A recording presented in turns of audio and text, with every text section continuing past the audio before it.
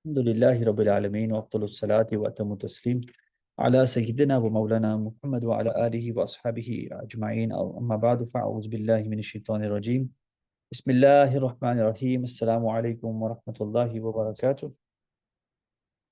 You're all well. Today, inshallah, we're going to talk about the topic of divorce and separation, starting from page number 13 in the notes. And I'm going to try my best to finish things today.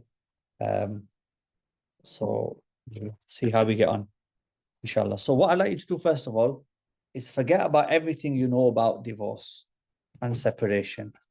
So whatever you already know, whatever you've already heard, whatever you've already read on Google or wherever, just forget about everything. We reset and we learn everything from scratch. Because a lot of people have a lot of misinformation and confusion regarding divorce. And so as I'm teaching it, people are like, oh, what about this? And what I heard this, and what about that? Forget about everything. It's okay. So we just reset and we start from the beginning. Okay. And I'll go through everything with you, inshallah. So divorce, separation. Hazrat Abdullah ibn Umar, may Allah be pleased with him, reported that Allah's Messenger sallallahu alaihi wasallam as saying, the lawful thing which Allah hates most is divorce. Okay. And this is in the Sunan of Abu Dawood. So regarding this hadith now, there's two ways you could spin this in terms of the meaning. Islamically, who has the right to divorce? Who has the legal right to divorce? The husband has the legal right to divorce the wife. The wife does not have the legal right to divorce the husband. Now, when it comes to a hadith like this, the lawful thing which Allah hates the most is divorce. Now, let's say husband and wife, they're having issues. Last week when we talked about the different steps in terms of sorting the issues out, marriage counseling, getting family involved, etc., living separately for a duration of time. So it's not working and they need to go the separate ways. The wife is most likely getting the harder end of the bargain, yeah? So she's probably the one who's being more oppressed. Most likely. So if she says to him, give me a divorce, what's his reply going to be? Allah hates divorce. What's her response going to be? Yes, but it's lawful. So the same hadith, one is going down one route and another one's going down the other route. So what's the thing here? Is divorce lawful or unlawful? Lawful, isn't it? So is it wrong to divorce? No. Is it wrong to ask for a divorce? No. But Allah hates it, which means it shouldn't be taken lightly. But can it be taken? Can it be done? Yes. So what's the actual balance here? Some people would say, oh, yes, lawful. So just because it's lawful doesn't mean every man should go and divorce his wife. Just because it's lawful. Because I will have mentioned before that not every lawful thing should be done. Because if something is halal and lawful, doesn't mean it's okay to do. The way I explain this is like an emergency exit. Right? So buildings, they'll have fire regulations and they'll have an emergency exit. Now, that emergency exit, is it lawful to leave the buildings with emergency exit? Is it lawful or unlawful? When it's needed, you go through the emergency. Would you routinely go in and out of the emergency exit? No.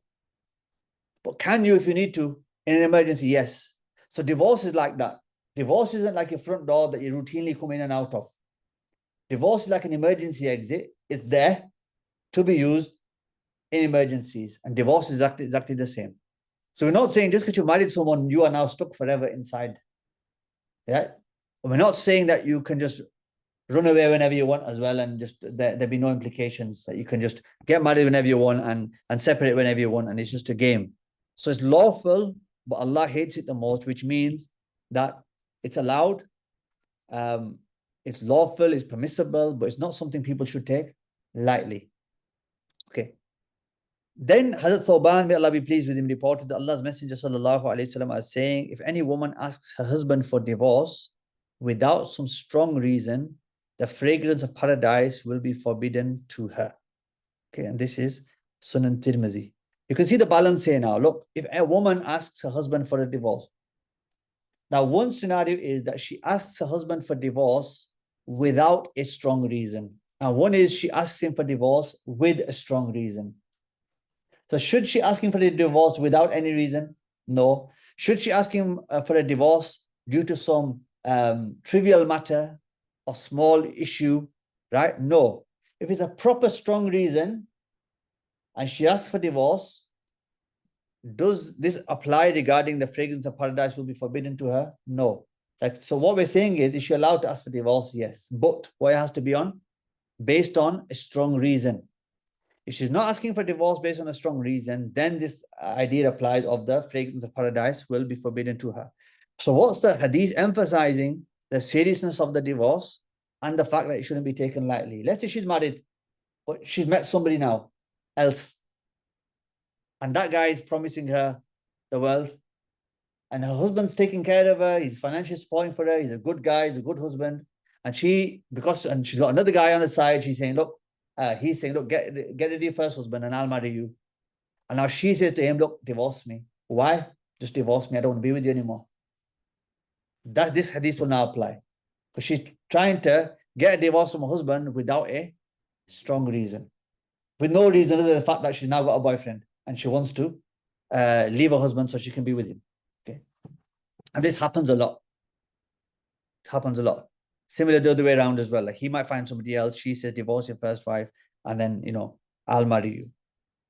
So is a wife allowed to ask her husband for divorce? Yes or no? Yes. But the grounds have to be strong and solid grounds.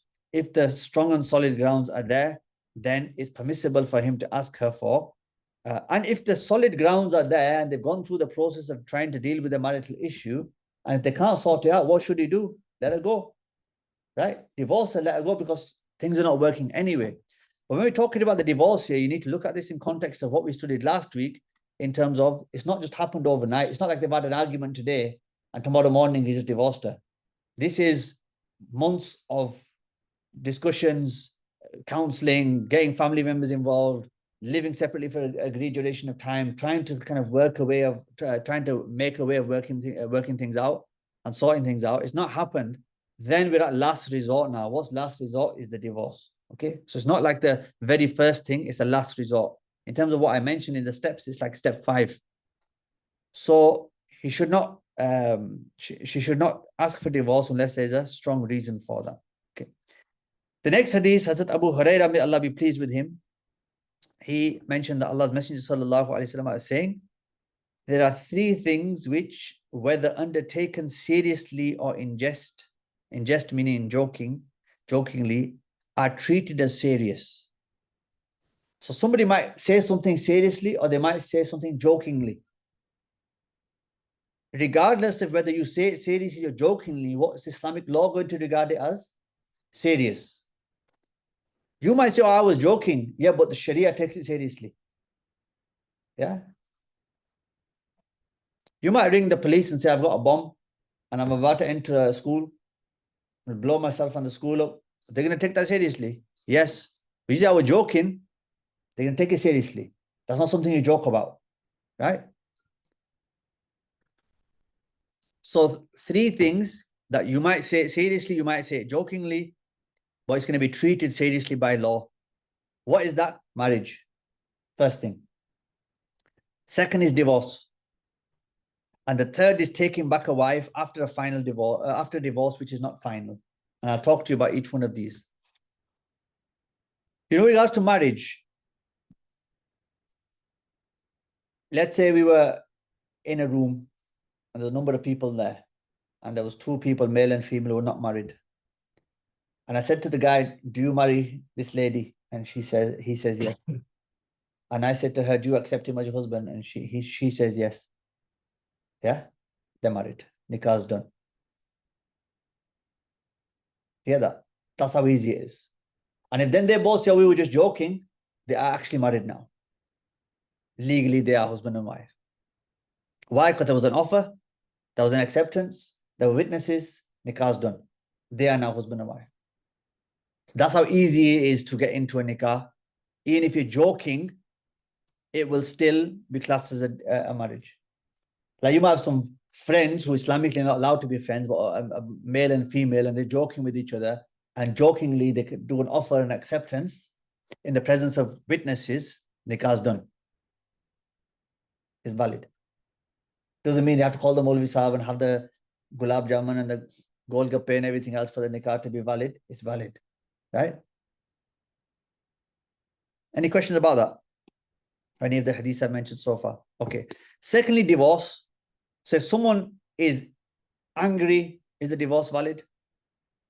Yes. Serious, divorce is valid. Joking, having a laugh, playing a prank, all of these things, the divorce is valid.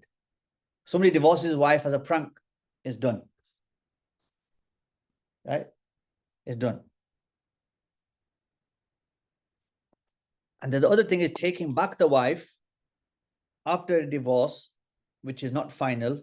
I'll talk to you a bit about that later on. The example here is this. You work for a company and you have an employment contract with them. Yeah? That's similar to now having a contract between husband and wife, the nikah contract. When you, let's say you decide to leave work, do you normally leave immediately? Or do you give notice period, right? You give notice. So you give notice to your manager and say, look, I'm intending on leaving. Sometimes there'll be a minimum notice period of 4 weeks. Sometimes it might be longer depending on what's mentioned in your contract. Okay. In nikah terminology, we'll say that the notice period is 3 months. Right? So you go to your employer, you give your employer your notice, I'm intend to leave. You know, when you give that notice, has your employment terminated immediately? No. Same thing with the nikah. That when you give a divorce, one, what is that? That's a divorce, but it doesn't end the nikah immediately. It's a notice of the nikah ending in 3 months. Everybody get that concept? That's how it works, yeah? So you give a divorce, and now the nikah is not over straight away. It'll be over in 3 months' time. But let's say he gives the notice of leaving work and they accept it. But then 2 weeks later, he changes his mind. Can he take his notice back? With the consent of the employers, he can take his notice back. Similarly here, if he gives his wife a divorce, what can he do? Take it back. But the thing with the divorce is he can take the divorce back without her consent. Why can he take it back without her consent? Because she's still his wife and she's still in his nikah.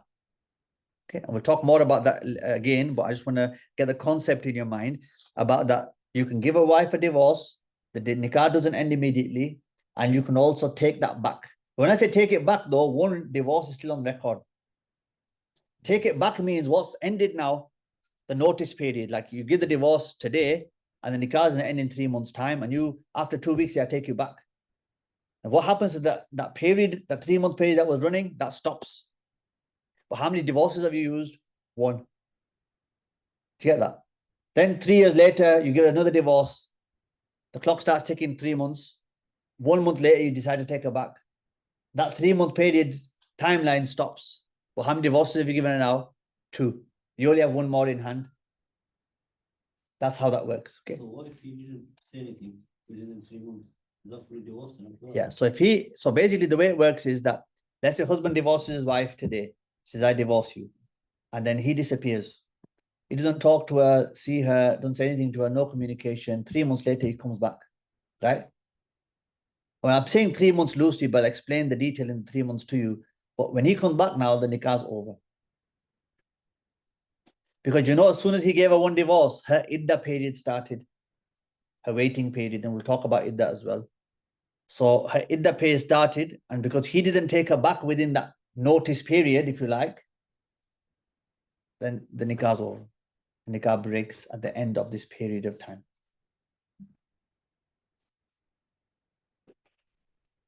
So we're saying here, if he takes his wife back after a divorce, which is not final, and he takes her back jokingly, will it count? Yes. Or he takes her back seriously, it will count. For example, he's given a divorce, he disappeared for 2 months, comes back, and he goes, I take you back as my wife. And he says that jokingly. Is she back as his wife now? Yes. Has that 3 month period stopped ticking? Yes, because he's now taken her back. So these are concepts that we have in the law. So next hadith then, Hazrat Abu Huraira, may Allah be pleased with him, reported that Allah's Messenger sallallahu alaihi wasallam saying, every divorce is allowable except that by an insane one or one possessed by madness. And this is again in Sunan Tirmizi. Now a lot of people give their wives divorce when they are angry. Now the question we get asked is that effective? Is a divorce given in anger effective? What's the answer going to be? Yes. Similarly, if you're joking, it's effective. If you're angry, it's effective. Right? If you're upset, it's effective. So every divorce is allowable, meaning every divorce counts. Except a divorce given by an insane person. You know, this insane person, salah isn't even fard upon this person. Why? Because they don't have the mental ability to differentiate between one thing and the other. Yeah? If you show them an apple and a pear, they will not be able to differentiate between one and the other. It's the same as far as they're concerned, because they are insane, right? Or one possessed by madness, meaning that a person is possessed by madness to the point where at the time they issue the divorce, they totally lose their senses. They totally lose their senses. The absolute madness. That is this madness doesn't mean just being angry. It doesn't mean flipping, having an argument, or going flipping tables about and punching doors and all. It doesn't mean madness like this. It means like literally losing the plot. You don't know what's going on. I'll give you an example here. There's somebody who I spoke to, and he had divorced his wife, and they were having an argument. She said to him, divorce me then. And then he divorced her. How many divorces do you think he gave? 3. He gave her 3 divorces in one go. And he spoke to somebody and he said, look, I was angry at the time I gave the 3 divorces. Does it count or not? The person said, yes, it counts. Because you're angry, doesn't matter if you were angry, the divorce still counts. 3 divorces, and she's no longer your wife. Because when I said to you about if you give 1 divorce, it doesn't break the nikah immediately. It's going to break in 3 months' time.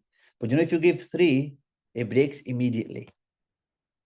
So if a husband gave his wife 3 divorces on the spot, one after the other, right? The nikah breaks straight away. Even though it's haram to do that. You're not allowed to give 3 in one go. But if you did, it counts. But what's the consequence of it? 3 in one go, the nikah breaks straight away. Whereas if you gave 1, then how much time? You got 3 months. Time to reflect, time to calm down, time to think about what's going on, time to take things back if you need to take a step back. But if you give 3 in one go, it's done. Okay. So what happened is this guy's given his wife 3 divorces. He said he was angry. The person they spoke to, they're from Birmingham. The person they spoke to said, look, it counts. The only way it wouldn't count is if you were insane or if you were mad, like suffering from madness at that moment in time. So when they came and spoke to me, I said, look, what happened? I was mad. And when they spoke to the other guy, he was angry. When he's speaking to me, what's he saying? He goes, I was mad. He's got it from there. This is what they do. Because he's now got family pressure from his parents, family pressure from his in-laws, who used to be his in-laws, who he still thinks is his in-laws. And now they've got children. And then they think, what are we going to do now? And he, being an idiot that he is given her 3 divorces. And now what do we do? Let's just pretend it hasn't happened. Or let's try and find a Wahhabi now who's going to say, actually, 3 is not 3, 3 is 1. And then that's what they do. They'll go around and find a Wahhabi who they absolutely hate, right? But when it comes to divorce, because he'll tell them what they want to hear, then they'll say, okay, because they have this idea that 3 is not 3, 3 is 1, which none of the 4 schools, Hanafi, Shafi, Maliki, Hanbali, agree on this. It is haram to say that 3 is not 3, 3 is 1. No school teaches you that 3 is 1. 3 is always 3. Okay. So what happens is these people in their desperation now, he says to me, I was mad. I said, okay. I said, how many divorces did you give your wife when you was mad? What did he say? 3. I said, why did you stop at 3? Why didn't you give 33? Why didn't you give 74 or 86? You get it? You've given a divorces, you were mad. Why have you stopped at 3? You knew what you was doing because 3 is a number that's known, right? Why didn't you give 1 or 2? He's gone to 3 and the mad guy has stopped at 3. Because in his mind, what was he doing? Giving a divorce. As you're supposed to give a divorce. You ask most guys, how many divorces did you give to get rid of your wife? And say, give 3. In one go. Yeah, give 3 in one go. That's it, it's done. That's what they do in the dramas and the Indian dramas, the Pakistani dramas on whatever these channels are, ARY or whatever. They just give 3 and then they have that thunder clapping sound and she starts crying and goes into her mom and dad's house and it's all over. I said, why did you stop at 3? He goes, I don't know. I go, well, you weren't that mad then, were you? You had something about you in a sense. It's not like you just kept shouting and screaming, talaq, talaq, talaq, 15 odd times. And someone had to say, calm down, please stop what you're saying. Anyway, I said, look, have you ever been married before? What's the answer? Yes, been married before. What happened? How did that end? Divorce. What happened in that scenario? I gave my wife 3 divorces in anger. So look, he already knows from a previous marriage that is 3. He knows the consequences of 3. He's got married again. He's got angry again. And now he's given this one 3 divorces. And now he's claiming madness, right? So I said, as far as I'm concerned, I says, your nikah's over. End of story. Now you can go to another person now and tell them that you were insane, or you could tell them, not tell them about your first marriage, and you can change things. But ultimately, what counts between you and Allah, Allah knows, isn't He? So you can pretend. And you could have 2 people, boyfriend and girlfriend, living together, and they could pretend like it's halal. You can pretend all you want. The law is the law, and the reality is the reality. Yeah, like a man can pretend he's a woman, but he's still a man. He can pretend all he wants, and he can say whatever he wants to himself. But reality is reality. Okay. What if the person is intoxicated and drugs or alcohol? If he's intoxicated on drugs, alcohol, wine, the divorce still counts. Because he's done something haram in the first place in order to become intoxicated and then issue the divorces. So that will absolutely count.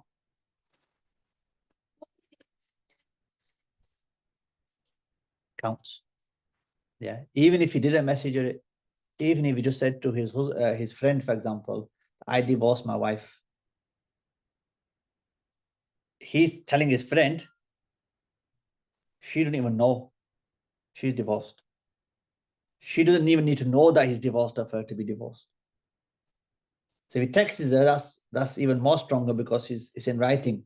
He could write it, he could text it, he could send a voice message, but she doesn't even need to know. Like a woman could be divorced. I have people come to me and I'll write the divorce out for them because this is after due process, right? Not in a fit of rage.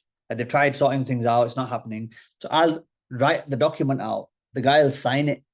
And as soon as he signed it, she's divorced. She didn't even know yet.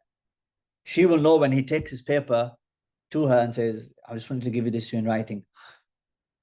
But when he signed it an hour ago, before he gives it to her, she was divorced an hour ago. So she didn't even need to know for it to be valid. I'm not saying she shouldn't know. She should know because her iddah period is going to start. But from a legal point of view, it's effective without her even knowing. Similarly, he could take her back. You know when I mentioned about taking back? He could take her back without her knowing as well. Okay. So every divorce is allowable. Anger, intoxicated, etc., except insane or a person possessed by madness. People say that I gave a divorce and I was angry. Well, most people give divorce when they're angry. Very few people are in a jolly mood, happy, I think, yeah, I divorce you. And then they'll have a little laugh again, say, yeah, I divorce. No one does that. People are angry, people are, upset. All of this, they're arguing, they're fighting, and then this is what comes out. So Hazrat Mahmud ibn Labid, may Allah be pleased with him, said that when Allah's Messenger sallallahu alaihi wasallam was informed about a man who had divorced his wife, declaring it 3 times without any interval between them, he sallallahu alaihi wasallam arose in anger and said, is he playing with the book of Allah Almighty while I am among you? So what did he do here? This person, this man, has given 3 divorces. When he says without any interval, what he's referring to is that he should have given one divorce in 1 month. The following month, he should have given another divorce. And the following month, he should have given another divorce. He should have separated each divorce by a month, which allows time for reflection and reconciliation. Yeah. What he's done is he's given a 3 without any interval. And then Allah's Messenger has become angry at this. Does it count? Yes. But should he have done that? No. Okay. So as a result, a man got up, right? One of the companions got up and said to the Prophet sallallahu alaihi wasallam, "A messenger of Allah, shall I not kill him?" Meaning that, do you instruct me to go and kill him now for what he's done? Because you're saying is he playing with the book of Allah while I'm among you, that he's done such a wrong thing? Shall I go and execute him, basically? Yeah. And this is what was said. This is mentioned in Sunan Nasa'i. What you got to remember at this time as well is that, you know, the Supreme Court and the judge of the Supreme Court is the Prophet sallallahu alaihi wasallam. So if he said, yes, go kill him, that would be a judicial ruling. It's not just a person. This is the ruling from the Prophet sallallahu alaihi wasallam would be a judicial ruling. That's like the highest court now. That's like due process has been done. It's just like any country where they say so-and-so is now sentenced to death after the court case has taken place and now they've been sentenced to death, or they'll be sentenced to life imprisonment. Okay. So if he did give that instruction, so yeah, go kill him, that would be a judicial ruling, a government level ruling, because he is the leader of the state. So Malik narrated that he heard that a man said to Hazrat Abdullah ibn Abbas, may Allah be pleased with him, that I have divorced my wife, uttering the divorce 100 times. So what do you think I have made myself liable for? So what's he done? He's done it 100 times. He's given talaq 100, divorce 100 times. So he's saying, what am I liable for now? Ibn Abbas, may Allah be pleased with him, this is the cousin of the Prophet sallallahu alaihi wasallam. He said, she was divorced from you by 3 utterances. So in the first 3 out of the 100 divorces that you gave her, done. And by 97, you've made a mockery of Allah's verses. You're taking the mick, basically, that you've given her 100.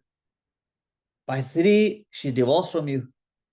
But even then, giving 3 in one go is not what Islam is teaching and promoting. Okay. If you join these both hadiths together, the first one is saying this person's given 3 divorces without an interval. Did the Prophet ﷺ say it's fine because 3 is 1 anyway? No. Here, when he said I gave 100, the Hazrat Abdullah ibn Abbas didn't say, well, 100 isn't actually 100, 100 is 33. Because each 3 counts for 1. So you're not given 100 divorces, you're given 33 divorces. Don't be ridiculous. 3 is 3. But when people are desperate, then they'll go wherever and listen to whoever just to get the answer that they're looking for. Okay. Husband divorcing his wife. Can you see the writing I've put in bold? This is one way of ending the marriage. One way of 4 ways. Yeah? What is it? One way of 4. This another way is, if you look at page 15, it says the wife ransoming herself. Yes? The wife ransoming herself. That's another way. That's a second. The third way is divorce, the dissolution of marriage by a Sharia council.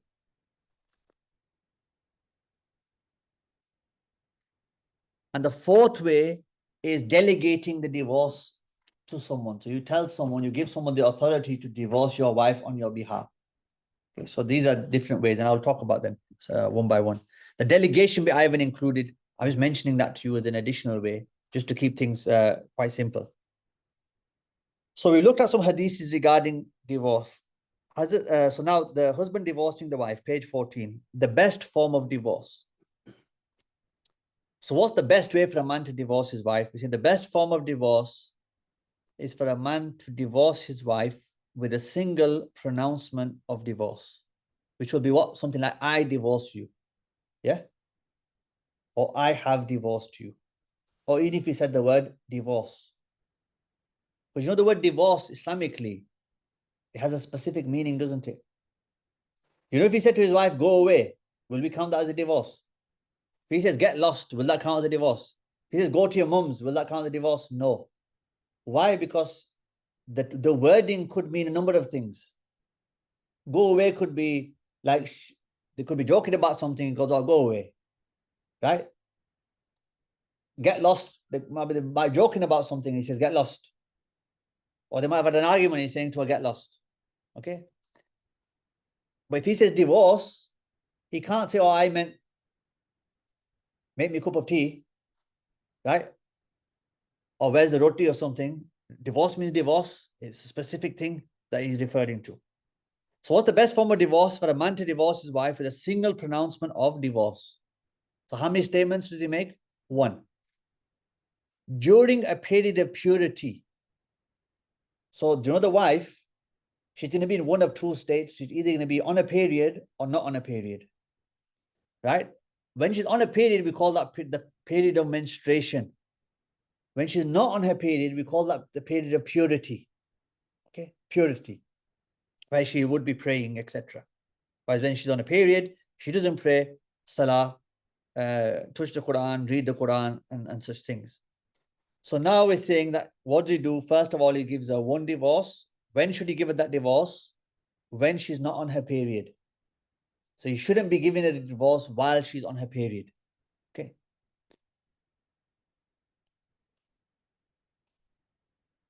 And you know that period of purity, it should be a period of purity where he hasn't had sexual intercourse with her. So the example would be, she's on a period, right? Period lasts 5 days. And it's Monday, her period starts. By Saturday, her period will be over. She'll have done ghusl and she'll be praying again. Yeah? The idea would be that, should he divorce her Tuesday, Wednesday, Thursday? No. Why? Because she's on a period. Yeah? You shouldn't divorce her while she's menstruating. But now, after she's finished her period, you know that being on your period stops sexual intercourse. Because you can't have sexual intercourse with your wife whilst she's on a period. It's haram to do that. So that's something blocking, isn't it? The sexual intercourse now. So now, for example, he doesn't have sexual intercourse with her on the weekend. For example, Monday he divorces her.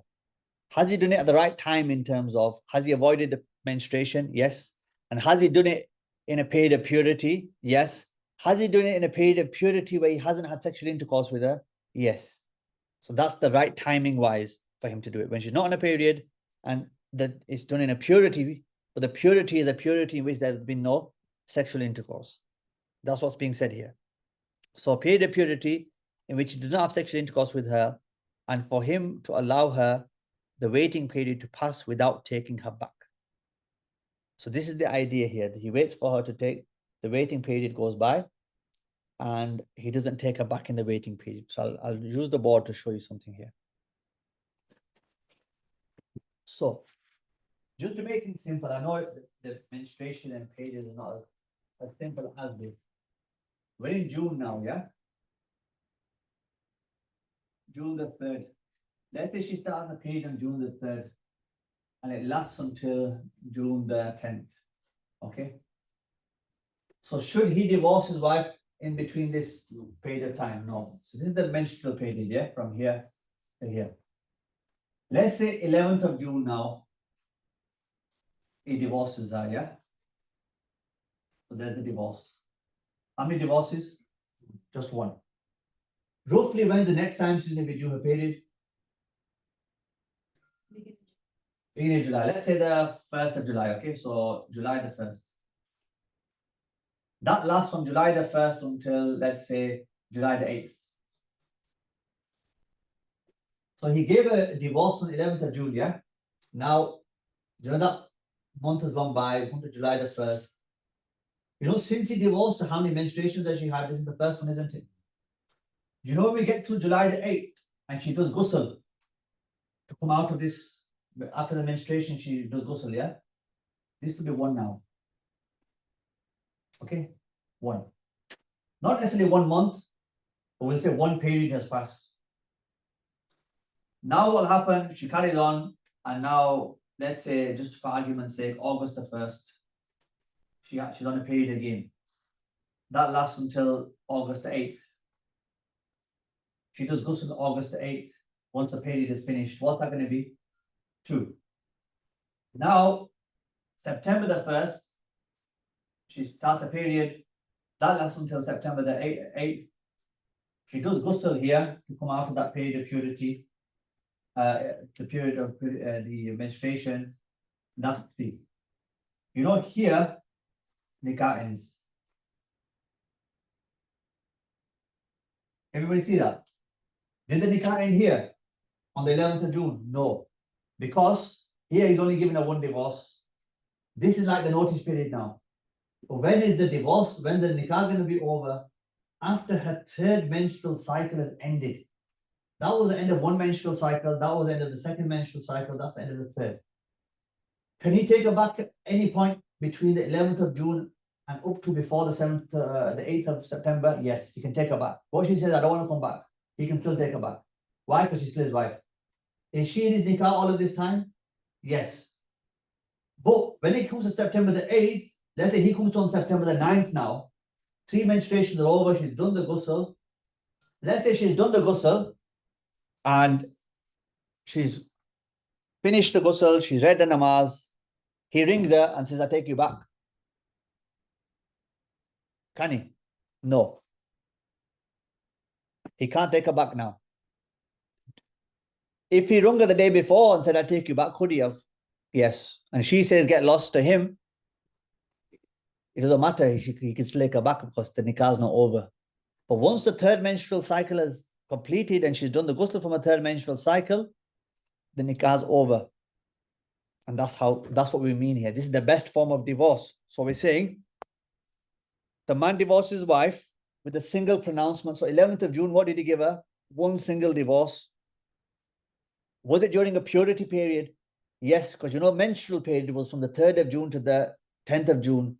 So now 11th of June, she's free from her menstruation.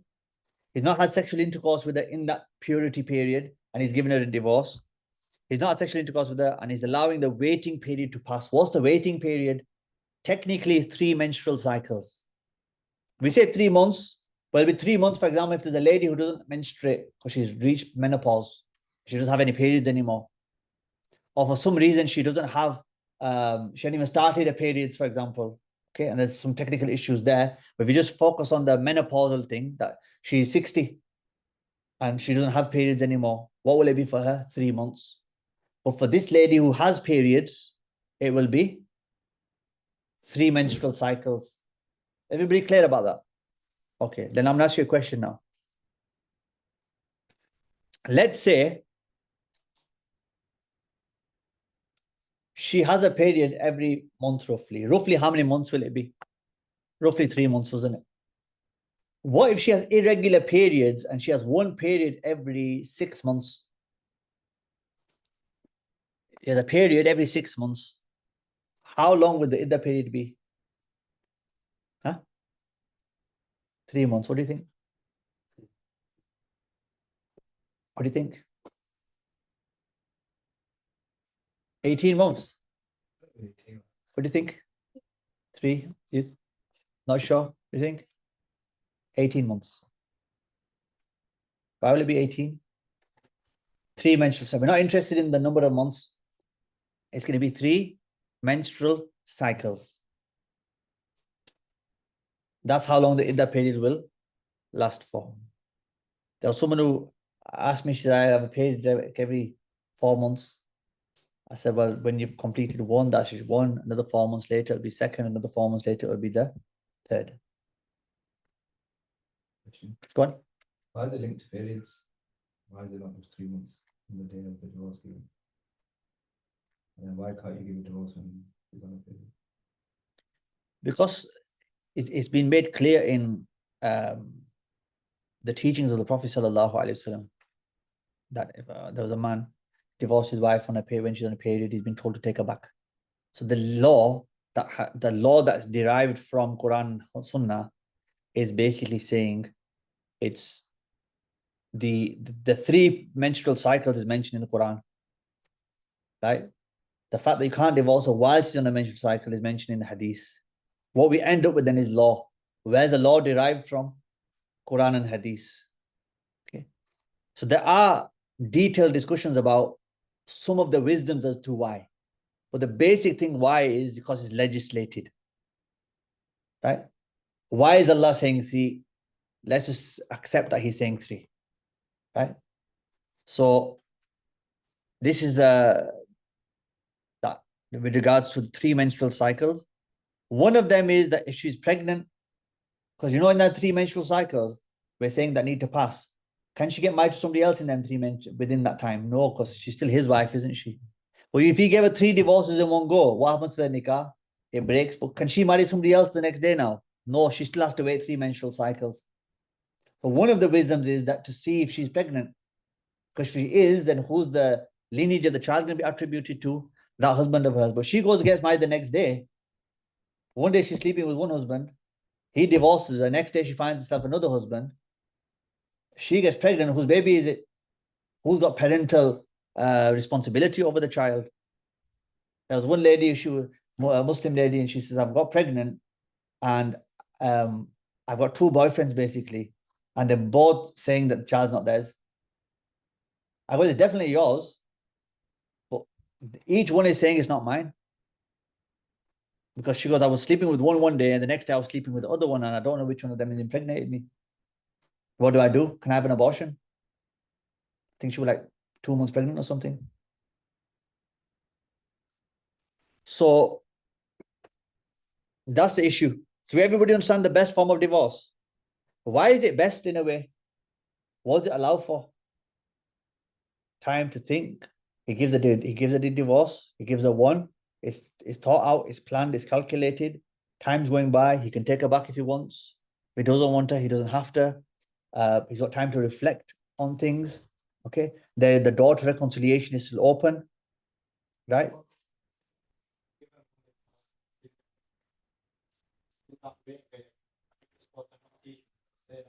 He's supposed to see each other. Wow. She's supposed to try making up with him, and he's supposed to try making up with her. The only way the waiting period ends, you have to actually say, I take it back when it ends. So do you know when the waiting period starts? It's not like they both have to live separately now or not talk to each other. She should try and make up with him. He should try and make up with her. Now, there's a number of ways he can take her back. One is by saying, I take you back. The other thing is if he has sexual intercourse with her, that will automatically be him taking her back. Yeah. And there's some other detailed discussion in there as well, but these are the ways he would end up being taken aback, basically. So even if he didn't say a word to her, but he just had sexual intercourse with her, what was that telling us? Legally, we'll say he wants to stay with her. He wants to keep her as his wife. And that 1 divorce he gave still stands. But in that period, the clock that was ticking has now stopped because he's now taken her back. So there's different ways you can take the wife back. So now, as is issued a revoke, so do you know the divorce that he gave on the 11th of June? We call that a revocable divorce. What does revocable mean? You can take it back. It's 1 revocable divorce. If he's issued a revocable divorce, the man has a unilateral right to take her back during the waiting period, not after. So do you know during that period, up until the 8th of September, can he take her back? Yes. If she refuses, it doesn't matter if she refuses, he can still take her back. But you know, after her ghusl has been completed, after the 3rd menstrual cycle, now if he says, I take you back, she can say no. Yeah. So once the waiting period has passed, the divorce becomes final and the nikah breaks. So what happens? You know, when he gives her 1 divorce, we'll say he's issued her with 1 revocable divorce. 1 revocable divorce. Do you know when the iddah period finishes, we'll say that 1 revocable divorce has now become 1 final. 1 final divorce, which has now ended the nikah. So Allah subhanahu wa ta'ala mentions in the Quran, and when you divorce women and they have fulfilled their term, do not prevent them from remarrying their former husbands if they are agreeing among themselves on an acceptable basis. That is instructed to whoever of you believes in Allah and the last day. That is better for you and purer, and Allah knows and you know not. So this is in Surah Al-Baqarah. What this verse is referring to is, you know, when man divorces his wife and she's fulfilled the term, What's fulfilling the term meaning? Iddah period, right? Iddah period is done. Nikah is broken. What Allah Almighty is saying here now is do not prevent them from remarrying their former husbands if they agree amongst themselves and on an acceptable basis. So what that means now is, let's say he divorced on the 11th of June. When does the nikah break? 8th of September, right? Once the Iddah period is over. They're now living their separate lives. The following year, January, he contacts her and says, shall we get back together? And she says, you know what? I've been thinking the same thing. I want to get back together with you. Should we have another go? Can they? Yes. How? New nikah. New nikah, new mahar. They could get back together. So this verse of the Quran is saying what? That if they want to remarry, don't prevent them from remarrying their former husbands. So you know, if this lady now says to her mom, oh, you know, my ex-husband has contacted me and he wants to remarry me again, and we've discussed things and we've discussed the problems we had and how we're going to ensure the same problems don't happen again, etc. And maybe whatever's gone on happened and now we're going to sort things out and we want to get married again. And the mom says, no, you can't marry him again. What is she doing? Preventing them from remarrying. What's the Quran saying? Don't prevent them from remarrying. If they've agreed amongst themselves and they want to remarry, then allow them to remarry. There are a lot of, especially from a cultural point of view, especially in Pakistani culture, once a lady's been divorced, most of the time her parents don't want her to get married again. But no, you can't get married again. She might be 40, don't get married again. You've got kids now. How dare you even think about getting married again? Right? Which is wrong. So what we're saying here is, you know, once that, can he take her back during the Iddah period? Yes. What she refuses, it doesn't matter. He can still take her back. Once the nikah ends, then how do they get back together? If they wanted to get back together, new nikah. But what does have to happen in a new nikah? Do you need consent from one side or both sides? Both sides. So, you know, if he takes her back in the Iddah period, only he needs to say to her, I take you back. But if he takes her back outside of the Iddah period with a new nikah, then the new nikah will require consent from both sides, and it will also require a new mahar as well. Basically, we'll do a new nikah from scratch.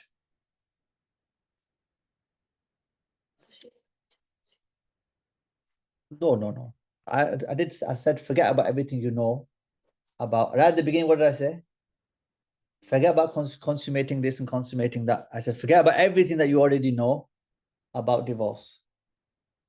This is how the divorce is done. This is how the Iddah period works. This is how they can reconcile.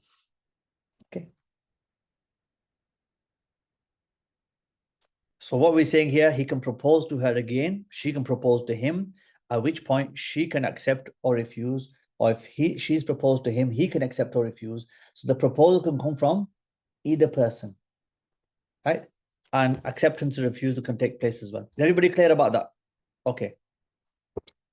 You know, now in this type of divorce, what's the pros? The pros are, one of the main pros is that the door to reconciliation is open, isn't it? And he could take her back in the Iddah period.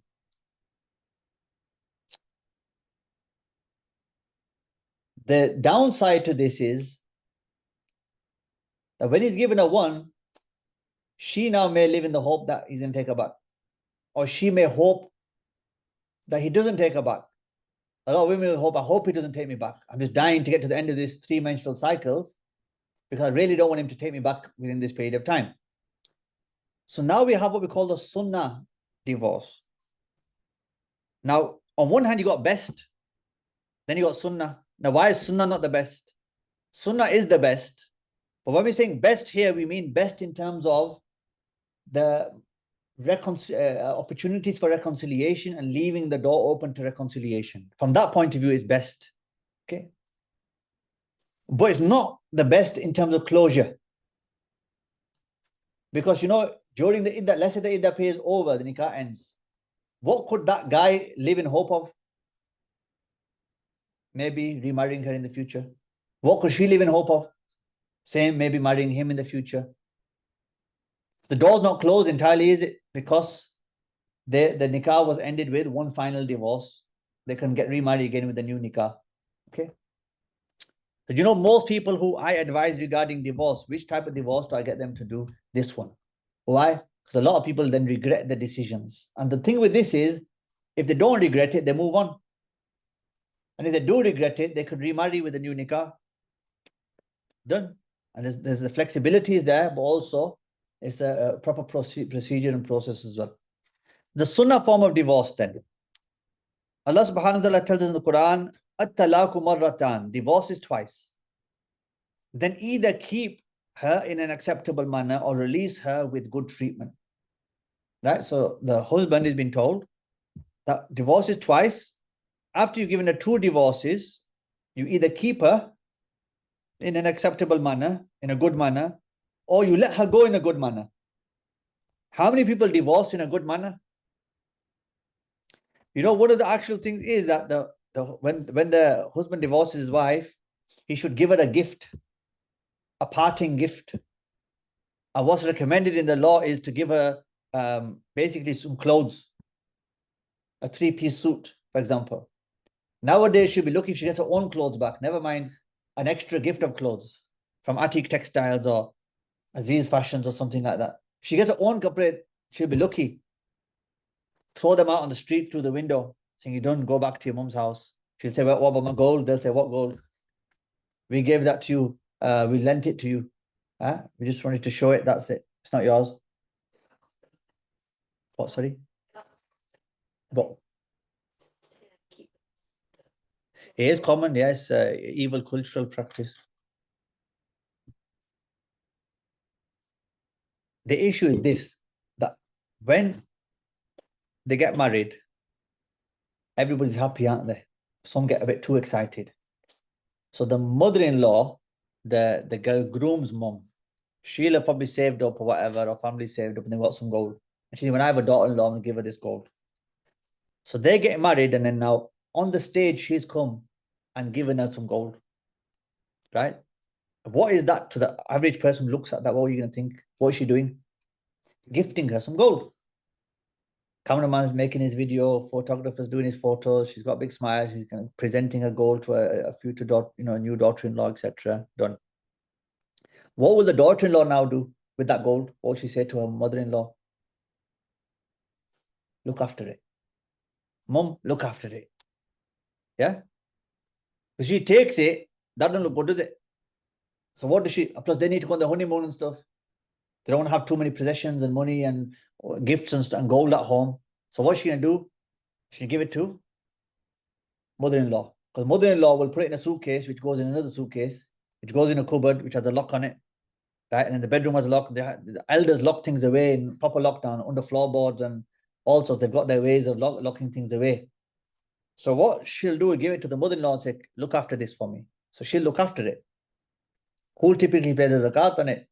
Cleverly, the mother-in-law will be like, don't worry, Putra, I'll take care of this. I'll sort the zakat and everything. Why are you worrying for? She'll take care of the zakat as well. Now, what will happen is mother-in-law keeps hold of the gold. If they end up in a divorce, whose gold was that? The bride's or the mother-in-law's? Bride's. When she asks for her gold, they'll say, what gold? Because they're going to give her 15 grand of gold now and say, see you later.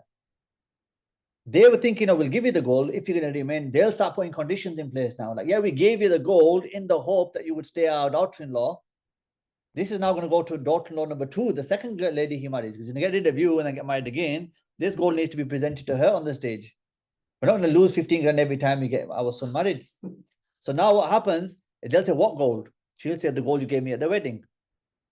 She'll say, no, I didn't give you any gold at the wedding. I let you borrow it. I was just showing it, or I gave it to you, but I didn't give it to you to keep. I gave it to you to look at. I gave it to you to borrow, which is ridiculous because no one does that. You can't just, like, if I go to somebody's wedding and I give the guy 50 quid as a wedding, present, and we fall out later on, am I going to ask for that £50 back? Am I going to say, I'll lend you the £50? Like, who goes to a wedding, puts £50 in an envelope and says, congratulations on your wedding, and then says, I lent you this money? It's not lending, because in our culture, we don't lend people money at a wedding, putting it in a wedding card saying, congratulations, buy yourself something nice with this money I've lent you, and then pay it back to me whenever you've got them. It doesn't work like that. So what will the mother-in-laws do? They'll take that gold. What? It is clear, but if you make it too clear, you're trying to be clever. See, the cultural aspect here is like, it's clear that it's hers, the daughter-in-law. It's crystal clear. But how much more clear do you want to make it? You want to write it down? Because if you write it down, then you're trying to be clever now. You've only just stepped foot into the house. The daughter-in-law wouldn't dare ask for it to be written down, or she wouldn't dare ask for it to be made any more clearer than it already is. Because she's thinking, it's clear. But then later on, the mother-in-law will say, now what's she actually done? She gifted her something and now she's stealing it. So she'll be accountable for stealing on the Day of Judgment. If it went to an Islamic court, she'd be forced to give her that because she's given her something and now she's taking it back from her. But culturally, it happens. They'll say, oh, look, you know, it's my mum's gold. The guy will say, it's my mum's gold. That's between you and my mum. She'll say it's mine. Daughter-in-law says it's mine. And this is what happens. Unfortunately, they'll say, oh, I lent it to you. I was just showing you it, or just letting you wear it on the day, letting you borrow it, basically. This is what they'll do. So, what's being said is release her with good treatment or keep her with good treatment, meaning there should be no ill treatment there. If things haven't worked out between you, just separate in a good manner, right? In an amicable manner. Things haven't worked out, you just go your separate ways. So the sunnah form of divorce is that the man divorces his wife 3 times. Yeah, 3 times, 1 in each period of purity. You understand that what that means now, don't you?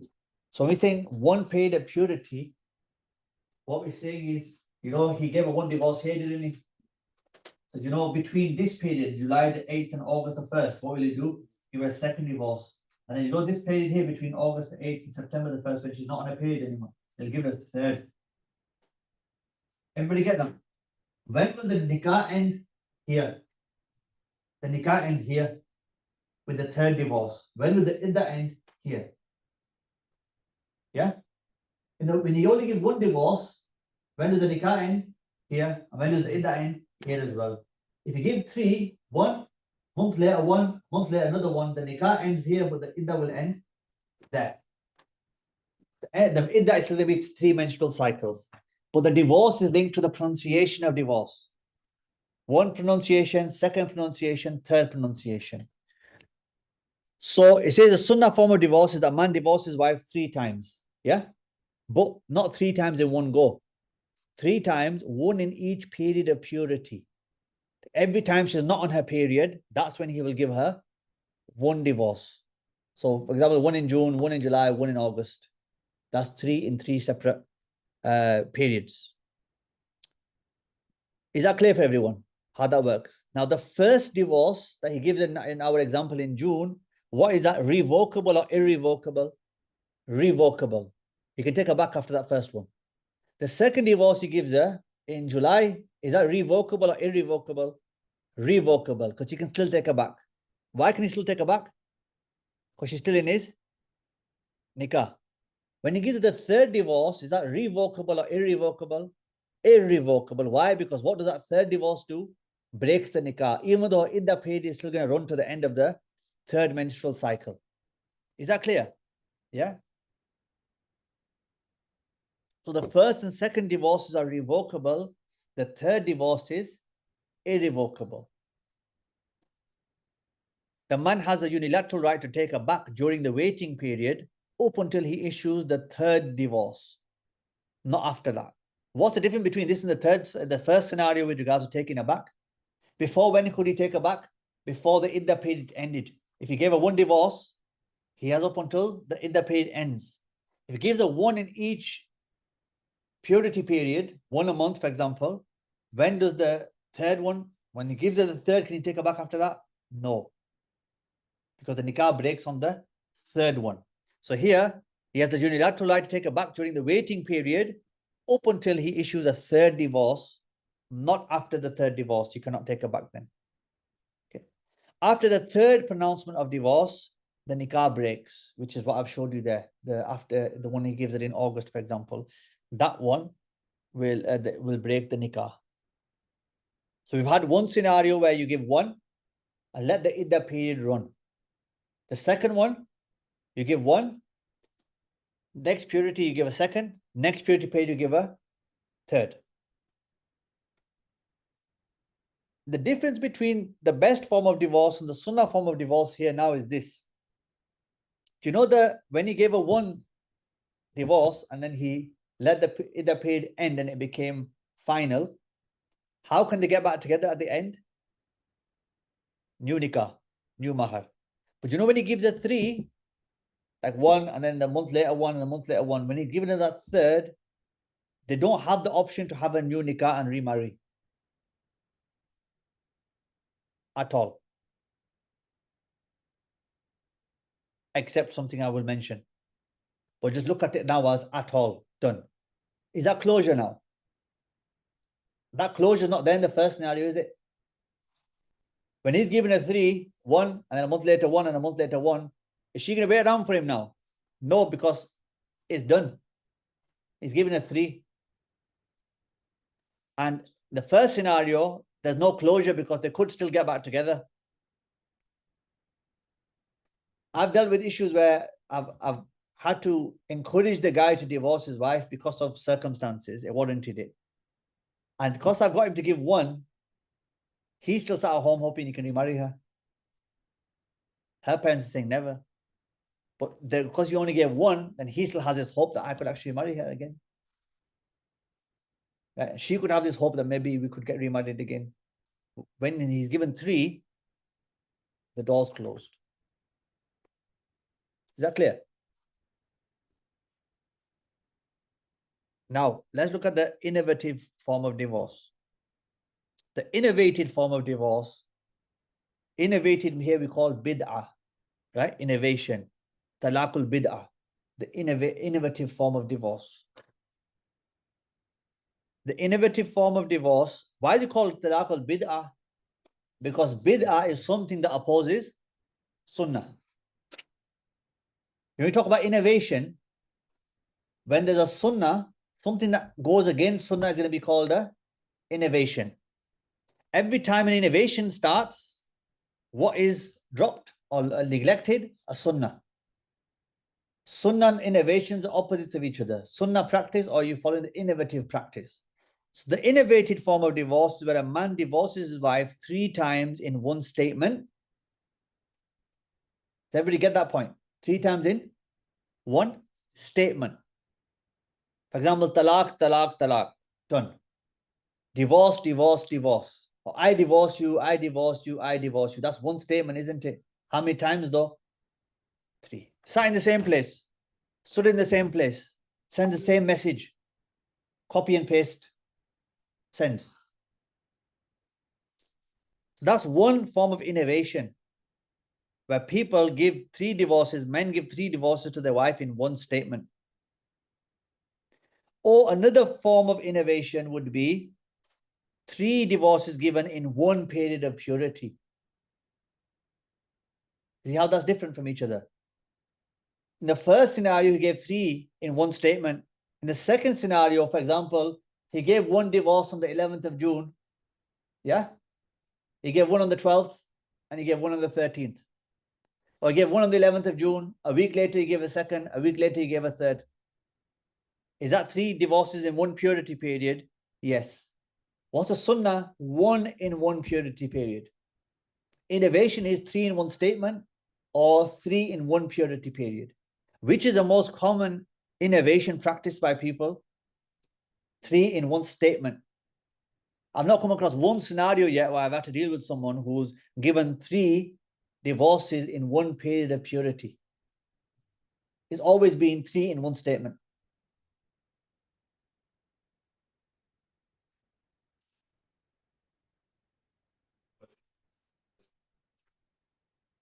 That would still be classed as innovation because it's given more than 1 in one purity of period.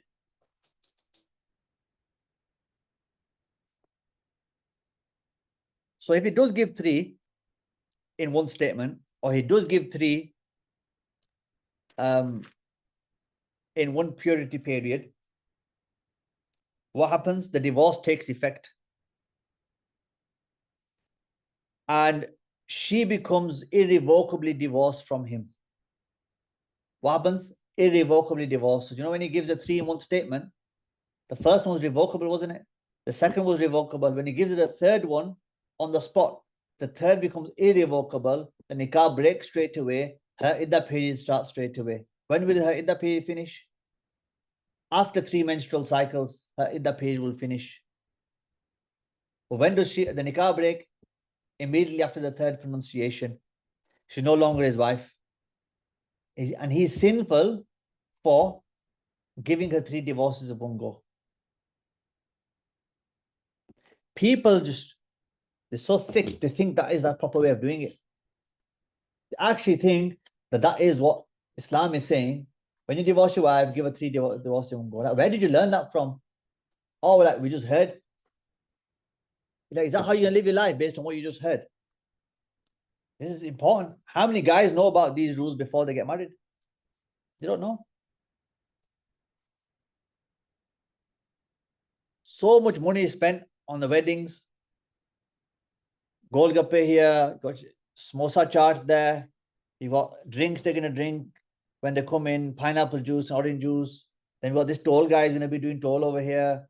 The confetti is gonna be over here. There's so much time and effort and money and planning goes into wedding day, but very little effort goes into married life. There's only one person ever who's come to me and said, my sister's getting married. Can you do an online course for her and her husband to be, where you go through your marriage course with them, like as a private kind of arrangement online. So you go through from beginning to what the course we've basically gone through. Can you do this with them? Because I want them to know the rights, responsibilities, all of that, what the Quran says, what the Hadith says, how divorce works. I want them to know that before they actually get married. Only one person ever. Otherwise, people are not, they don't even see that it's a need or there's a reason for it to be learned, or there is anything to learn in the first place. So what happens here with the 3rd pronunciation of divorce, the nikah breaks. I mentioned the innovative one to you.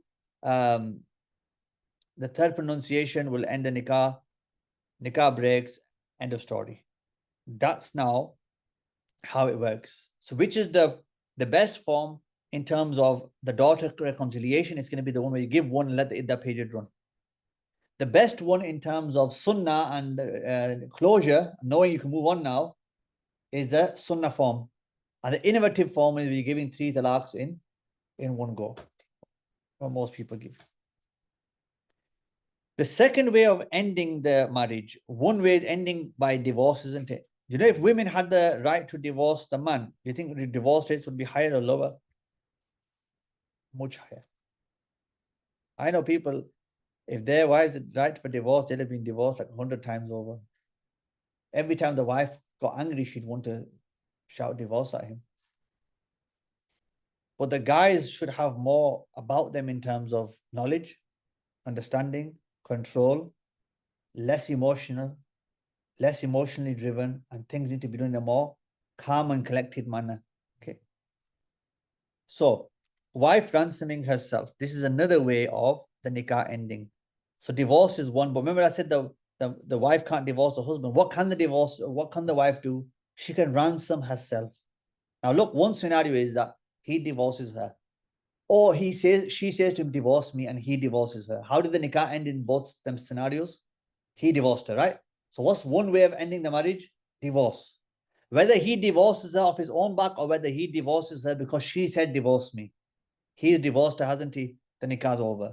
The second way to end the marriage is going to be this.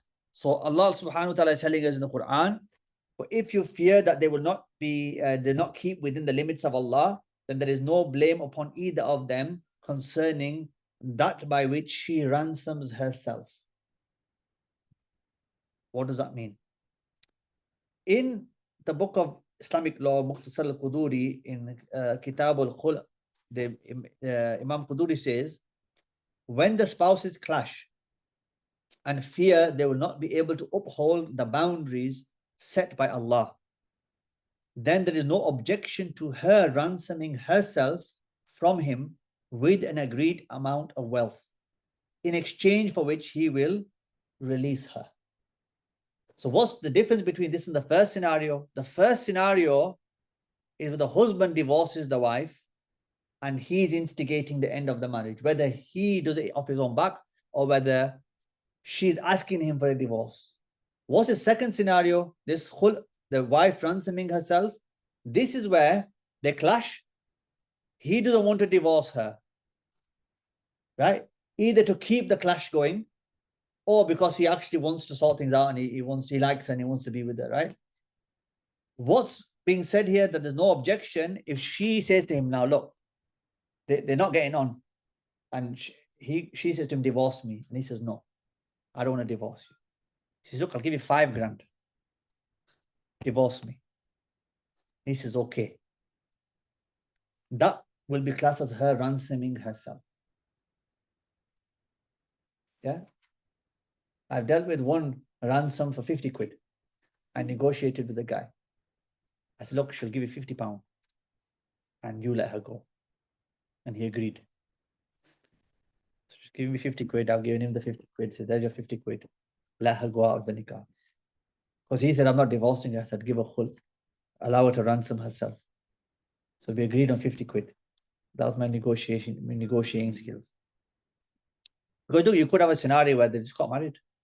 And after getting married, 2 weeks later, she's saying, divorce me. And he's saying, I don't want to divorce you. I married you to be with you. And he just gone and spent 20 grand on the wedding. And now she wants out. What for? So now he could say to her, look, there's no reason for us to divorce. You want out. Give me 20 grand. You can go. Yes, whatever you want. He can ask for whatever he wants. But she has to obviously agree. This doesn't count as some strong reason or anything. What? It's asking for this divorce. No, this is the thing, isn't it? That it's saying that if they clash with each other, if she basically, So she could say anything really. what? Clash over something like that. No, they could have a clash over something little, and then she could say to him, "Look, I'm going to give you some money, and you let me go out of the nikah. I don't want to be with you anymore." Right? The idea here is he has to agree to the deal. But if he agrees, then he can let her go. If he doesn't agree, then it has to be both sides, doesn't it? But here, she's not technically asking him for a divorce. She's asking for a release from the marriage, and she's saying, "I'll ransom myself. I'm going to give you money, and you let me go," basically. But either way, it has to be a good reason. But even if it wasn't, they could still negotiate a deal and say, look, let me go out of the nikah. Yeah. For example, you might have a guy who married and then he's gone and got married a second time. And his first wife finds out. She said, you know what? Let me go. And he says, no, I don't want to divorce you. I want to keep you and I want to keep my second wife as well. Yeah. She could say to him, look, I'll give you a grand, let me go. I don't want to be a second wife. I don't want to be wife number 1 while there's a wife number 2. Let me go. She could agree with him and she could get released from the marriage. So this is what the books of law is saying, that if there's clash, this is the basic scenario, the clash and the fear they'll not be able to uphold the boundaries of Allah, meaning that it's going to lead into violence or verbal abuse or emotional abuse or financial abuse or something like this. Then there's no objection to her ransoming herself with an agreed amount. This is nothing to do with the mahar. Mahar is done. What was, I don't want to be like crude about this, but when they got married, he gave a mahar, didn't he? She didn't give him mahar, did she? But what did she give him? Herself, isn't it? Let's say she's given him her virginity, or she's given him herself. He gives her the mahar. So now the fact that he's given her mahar and she's given herself to him, now, when it comes to this ransoming, this has got nothing to do with the mahar. We're not saying that she has to give the mahar back to him. It could be that he gave her a grand mahar and now he's saying, look, for ransoming, I want a grand. But that's not the mahar that he's asking back for. He's not allowed to take the mahar back. But that was a separate, the mahar was for the nikah. And the nikah has taken place. Okay? No. You do if I'm doing the nikah. If I do the nikah, you got to give it straight away. You got to give it to me when I come and give salam to you. Assalamu alaikum wa alaikum salam. Here's the mahar. Thank you. Right? So the other day I did a nikah and they were giving 10 tola of gold. They said we brought the gold with us. Then they said we're going to give a grand cash as well. I said, pull it out. You give me the grand, put it in my folder. That's fine. So then when I've gone to see the bride and go through the, get her to appoint a father as a legal representative, I've given the £1,000. So this is your £1,000 mahar, and there's also 10 tola of gold that they're going to give you as well. Now the grand they gave there, and then the 10 tola of gold they said they've got with them. So even if they gave that tomorrow, the day after, a month later, 2 months later, it doesn't matter. They can defer it. They're sinful for that. Yeah. Yeah. Because that belongs to her. That belongs to her. This is why when I'm dealing with divorces, I'll say, have you given her mahar? Because that's something that needs to be settled.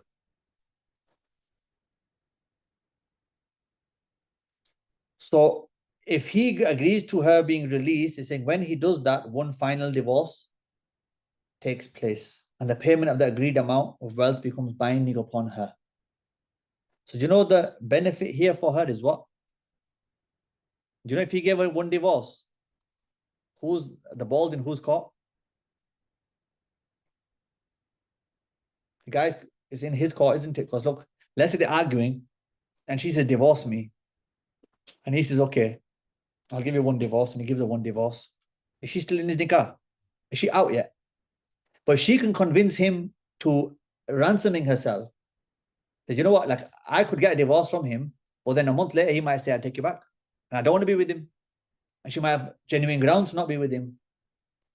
So then what we'll do is you go down the route of saying, look, she ransoms herself, where he, instead of giving a divorce, where he has the option to take her back any time within 3 months, so go down the route of ransoming, and then she gives him a payment, he agrees, now the nikah is over. But she still has an iddah period to go through, but the nikah is over now. They could remarry with a new nikah. Yeah. In this scenario, with the khul, they could remarry with a new nikah, new mahar, if they were mad enough to do that. Khula, with the ayn at the end. You know what? Have you heard of the khula? Have you heard of the word khula? So khula is a word that is used, yeah? It's actually khula in Arabic. People think that there's two things. One is divorce, where the husband divorces the wife. And when you go to a Sharia council, they call that khula. But that's not khula. Khula is this. So what's one scenario? Divorce. You know, khul is where the wife ransoms herself from the husband by giving him an agreed amount of money. You get that? That's how it works. We'll talk about the Sharia council next. People confuse this with that. They'll say, oh yeah, husband was not looking after her, etc. And then she went and got a khula from the Sharia council. Sharia council doesn't give khula. The wife gets khula from the husband by going through this arrangement that we've done here. So when I've dealt with issues before, and if this scenario where there's a risk the guy's going to take her back, and she wants out, and she really should be out because of the way he's being with her, then, for example, there's a husband, and he's got a heart condition, and he can't fast because of his heart condition. He's got to take some medicine 4 times a day or whatever. It's Ramadan, his wife's fasting. He's now trying to have sexual intercourse with his wife. She's on fasting. He goes, I'll make it up later. She's like, Khotia, it's Ramadan. I'm fasting. Are you an animal? Are you like a wildebeest or something? It's Ramadan. It's daytime. I'm fasting. You're not fasting because you're ill, but I'm fasting. This is an obligation. What kind of animal are you? That coupled with many other things. She says, you know what, I don't want to be with this guy anymore. No, lack of financial responsibility and just kicking her and stuff, like she's coming to football. Then this thing was the straw that broke the camel's back, this trying to force her to have sexual intercourse while she's fasting in Ramadan. It's like, I can't live with this animal. So then we went down the khula route. He said, look, you agreed to a payment and you get him to agree.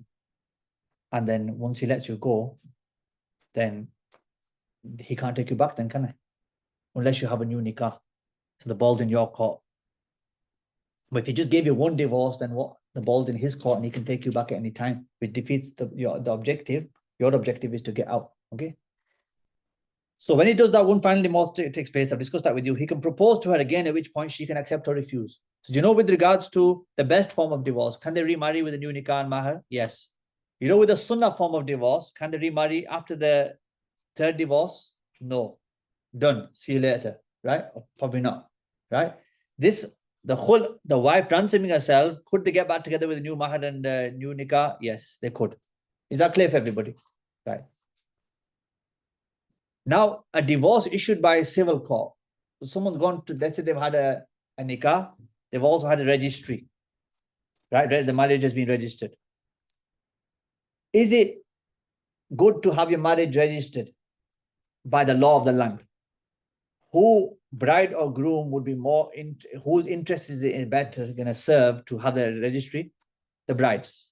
So what often I have to deal with is that the bride side will say, we want a registry. And the guy side will say, we don't want to do a registry, we just want to do a nikah. So my advice would be have the registry because that protects the wife's rights.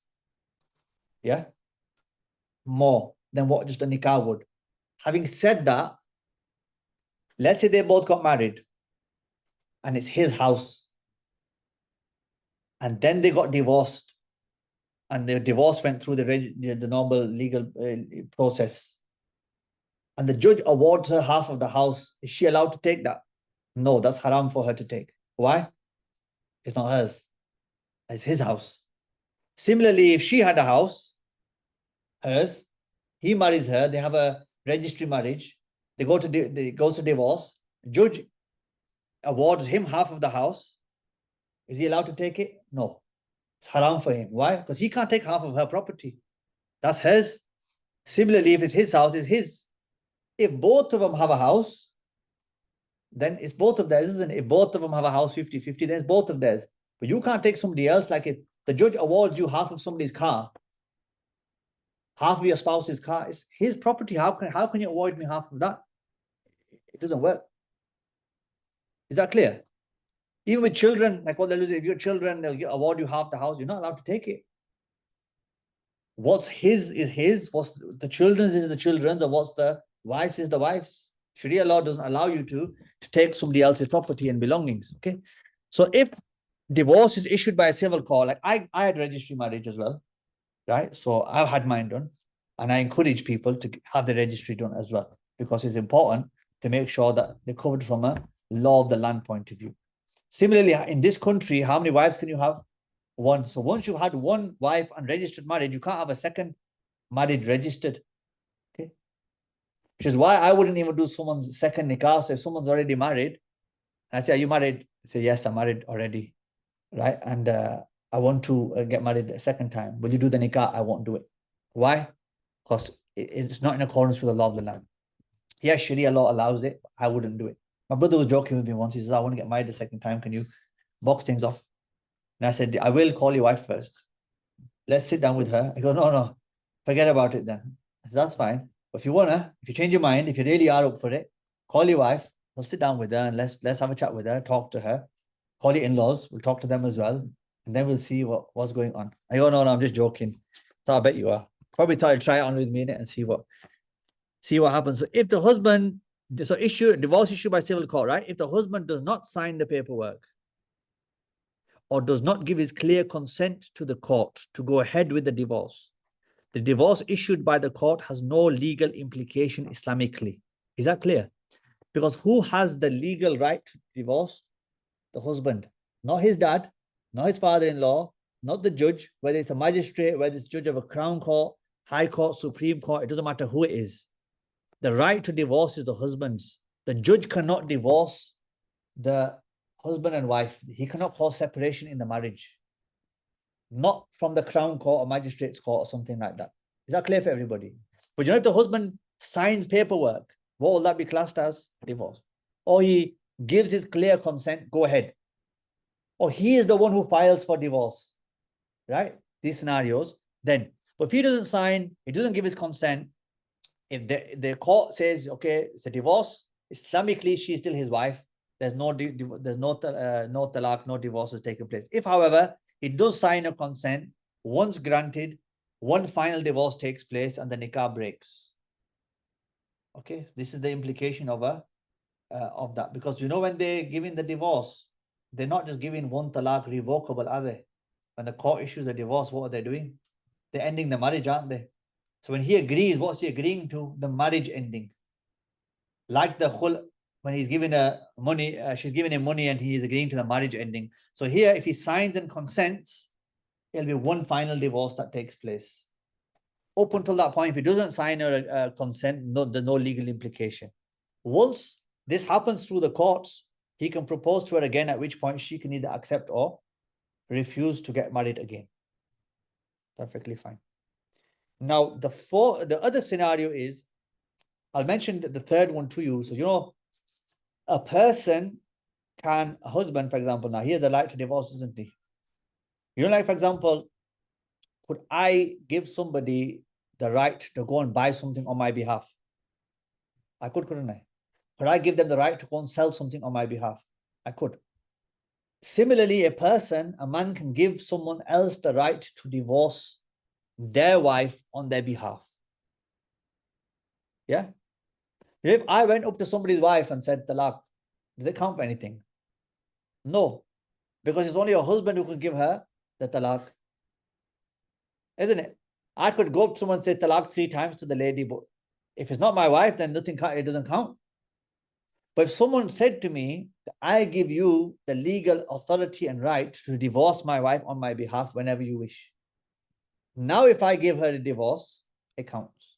Why? Because he delegated authority to me. And the delegated authority means I now can divorce her on his behalf. Can he retract the delegated authority? Yes. Now, let's say someone's given me the authority to divorce his wife on his behalf. I can do it, but can that guy as well? Or has he passed the authority on to me? If he's passed me it, does he still have it? Or do we both have it? You understand the scenario? Scenario is the lady, husband, okay, and a third person. He has the right to divorce her. This third person doesn't have any right because it's not his wife and there's no delegated authority. When he delegates to him, he can delegate, he can also retract the delegation. But when he delegates to him, he has authority. But does the first guy have authority? Has he passed the power on? Or does he retain the power whilst delegating power? This is the issue.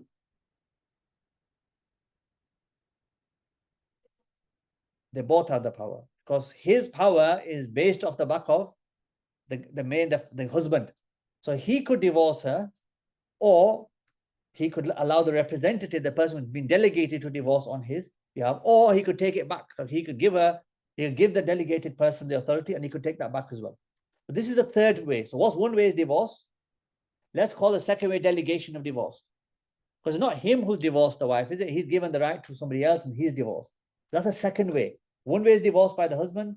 Second way is divorce through delegation. Third is the khul, where the wife ransoms herself. What's the fourth way going to be then? The fourth way is dissolution of marriage by a Sharia council. So what happens is a woman may apply for a dissolution of marriage on certain grounds. So, you know, in the first scenario, does the husband have to agree? In the divorce scenario, do we need the husband's consent? In the divorce scenario for the end of marriage? Yes. In the delegation of divorce, do we need the husband's consent? Yes. In the ransoming herself, do we need his consent? Yes. But now what if he's not agreeing to anything? He's not divorcing, he's not delegating, he's not allowing her to apply for, asking for a khul and ransom herself. What's the only other option the lady has to go down? The Sharia council. So she goes to a Sharia council, she applies for a dissolution of marriage. Is she applying for a divorce? No. Is she applying for a khul? No. She's not applying to ransom herself from the marriage. She's applying for dissolution of the marriage. Okay? And there's certain grounds in which she can apply for dissolution of marriage. Adultery is one. Financial abuse is another. Physical abuse, etc. is another. These are some grounds in which she could go to the Sharia council and ask for the dissolution of marriage. Okay. So these certain grounds. What will they try to do? They'll try and kind of mediate between them, try to sort things out, etc. And if it gets to a point where they can't, what can then happen is they can grant a dissolution of marriage. And once they grant the dissolution of marriage, one final divorce takes place. and the nikah breaks. Yeah, one final divorce takes place, nikah breaks, he can propose to her again, she can propose to him, and they can either marry again, accept or refuse. In which scenario is the door closed? When he gives three.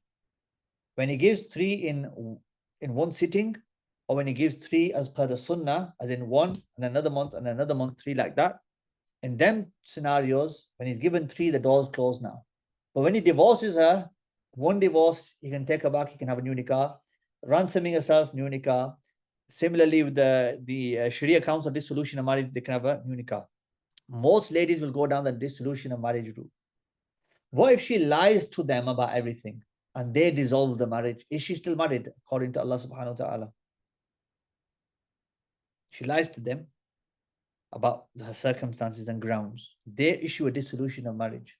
Is she still married? Yes. Because their dissolution of marriage, their fatwa, is based on what you've told. And if what you've told is a lie, then that even says it in the certificate of dissolution of marriage, is saying, we're giving this, but this is on the basis of what you've told us. If what you've told us is truthful, then it's valid. And if what you've told us is lies, this doesn't count. And if this, let's say she lies and tells the Sharia council, whatever, they dissolve the marriage, she goes and marries somebody else now. Is that second nikah going to be valid? No. Any children she has from that second nikah, illegitimate children. Any sexual intercourse they have, adultery. Why? Because the first marriage was never over. Okay. So she has to be honest about the grounds for why she's applying for to the Sharia council. They have a fee, certain Sharia council they go to, and normally they'll just ask the husband to cooperate and say, you know, agree to this, etc. Sometimes they will, sometimes they won't. Okay. It's past, and I reckon I can finish the rest of it off in about 10 minutes. So is it okay if we just spend another 10 minutes to finish it rather than come back next week? Saves us all the trip to come back next week, right? So, okay. So the iddah period, if anybody needs to leave, they can leave, and then they can just catch up on the recording. But I reckon 10 minutes, inshallah. Keep it concise. So iddah period, or any questions regarding the divorce? Are we clear about how it works? Right? So there's either divorce, or the delegated authority, or there's the khul, which is the release by ransoming herself, or there's the dissolution by the Sharia council. Now, in that period, Allah subhanahu wa ta'ala tells us in the Quran, divorced women remain in waiting for 3 periods. Where Ismail asking earlier, why 3? Allah's saying 3. That's why 3. Yeah. Why he's saying 3? Why 3 is because he says it. Why he's saying 3, then there are certain wisdom behind these things. So divorced women remain in waiting period for 3 periods. And it is unlawful. And see, it says 3 periods here. It doesn't say 3 months, does it? So if she had a period, menstruation, every 6 months, what would it still be? 3 periods. It don't say 3 months. So divorced women remain in waiting for 3 periods. And it is unlawful for them to conceal what Allah has created in their wombs, if they believe in Allah and the last day. What does that mean? If they're pregnant, they have to reveal their pregnancy. Not by doing gender reveal and busting balloons and all other ridiculous stuff that people do. She's only 4 weeks pregnant, they're already doing gender reveals, right? Or it might be this, or it might be that. You keep that to yourself, it's private. You never know what's going to happen with the pregnancy. You don't start telling everyone. There was one guy my brother used to work with, and he brought a box of mithai to work, some sweets. And he goes, oh, your wife had a baby. He says, oh no, she's pregnant.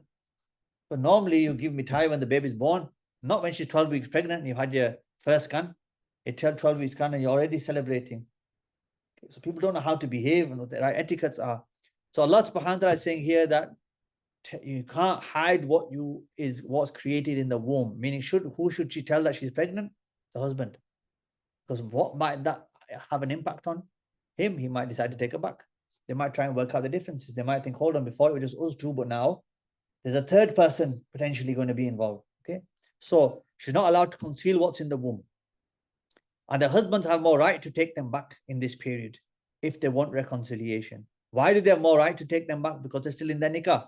Okay. And if they want reconciliation.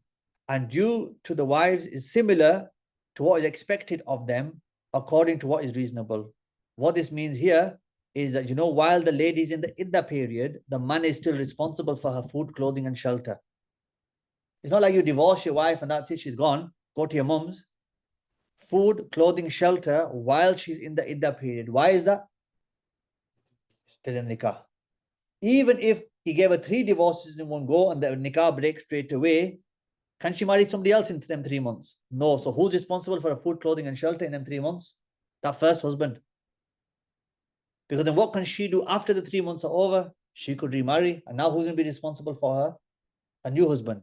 So when it says here, and due to the wives is similar to what is expected of them, meaning that when you divorce your wife and she's in an iddah period, you have to continue providing her with food, clothing, and shelter throughout her iddah period until her iddah period is over. When the iddah period is over, then she's no longer your wife, nikah is over, and you're no longer financially responsible for her.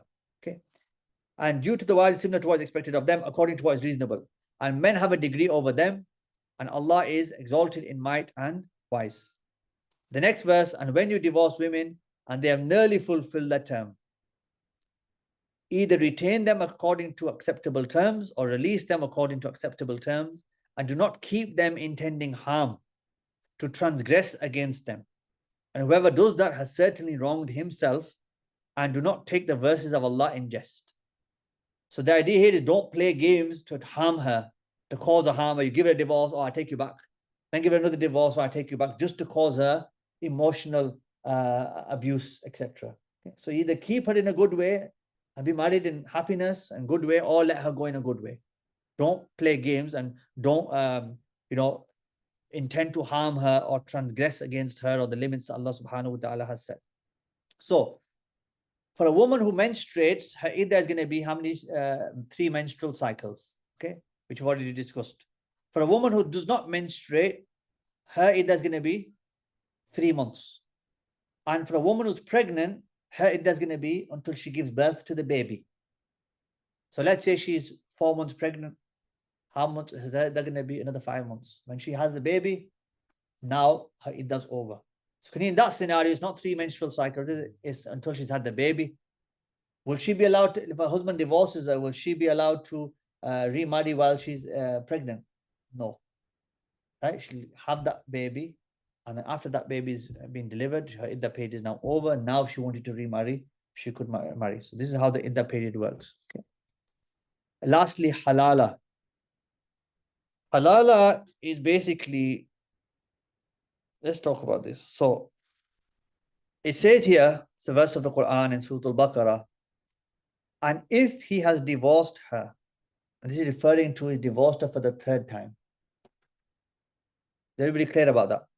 So let's say he's divorcing her 3 times in one instance. Is that allowed? Is it valid? Yes. It's not allowed, but it's valid. 3 times in one statement. Or he gives her 3 divorces, 1 in each period of purity. What Allah subhanahu wa ta'ala is saying here is if he has divorced her, meaning for the 3rd time, then she's not lawful to him afterwards. Yeah? She's not lawful to him afterwards. Meaning the door to reconciliation is now closed. She is haram for him. He is haram for her. They're unlawful to each other. Then the verse says until after she marries a husband other than him. Okay. Then, or it says, and if the latter husband, the second husband now, if he divorces her or he dies, there is no blame upon them for returning to each other if they think that they can keep within the limits of Allah. These are the limits of Allah which he makes clear to the people who know. Yeah. And let me give you 2 scenarios here. One scenario is this. Husband gives his wife 3 divorces, one after the other, in one sitting. What's happened to the nikah? Broken. Door to reconciliation closed. This lady now has the iddah period, doesn't she? Iddah period goes, iddah period finishes. He goes his separate ways. She goes her separate ways. I say he marries, has 2 children. that marriage ends up in divorce for whatever reason. She remarries, has children maybe, that her husband passes away. Now, 5, 6, 7, 8 years later, they come across each other. Are you married? No. Are you married? No. Shall we get married to each other? Yes. Can they? Yes, they're allowed. If they believe they can keep within the limits of Allah subhanahu wa ta'ala. But initially, because he'd given her 3 divorces, they were forever forbidden until they moved on. Now they moved on. She got married again, right? He doesn't need to move on in the same way, but she at least needs to move on with her life. It happens to be that she ends up divorced, or happens to be that she ends up being a widow, then they are halal now to marry each other. Is that clear? Now, the second scenario is this. That he gives her 3 divorces in one statement. Now, what they're forever forbidden, now aren't they, for each other?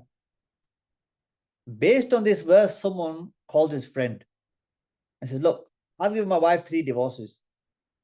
And she's forever forbidden to me. She's not halal for me until she marries somebody else. So what I want you to do is help me out. You do your nikah with her, consummate your marriage with her, because you have to consummate the marriage. Once you consummate the marriage with her, then you divorce her. When you divorced her, she's going to undergo her iddah period. When iddah period finishes, then she'll be halal for me to marry her again. And then I'll get married to her.